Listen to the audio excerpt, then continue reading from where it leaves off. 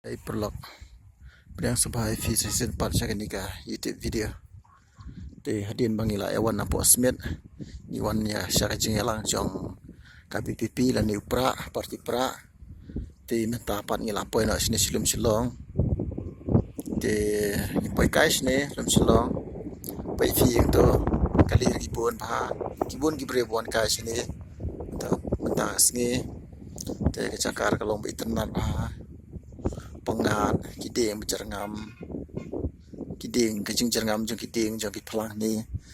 sengo kumbaki ajing evening ni di sini sidin jong itu silong lum nasa thai ban kif jirong ro te sida sakmat jong hidan gibre be shong kulai gumto te fi itu kali sipo gibre be shong kai keleng ani ron jingi kadan kasurok pai tika bos bon kai gilai sopha bro te hakan ni kajaka ki balang ro pai ki bam phalang kat bamon nan ji khang na long free bai ki mra de ki bri ro sini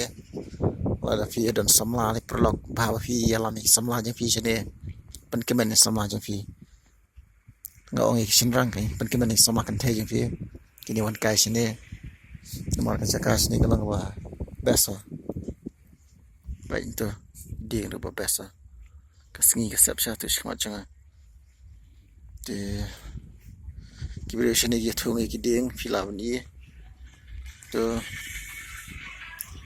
tambah perlok aku awan orang filau dah fiawan sini kecakas ngabawa depan wad penjabo wad berat deki bilar, wad berat di kelong ada fia songja iru dagi foil, ngabawa dia iyo. Sebab dia berat rumah ni gitu foil mentinya kajing hu jangan ni kecaka kenang ba kata kajing internet jangan ni kecaka kenam du no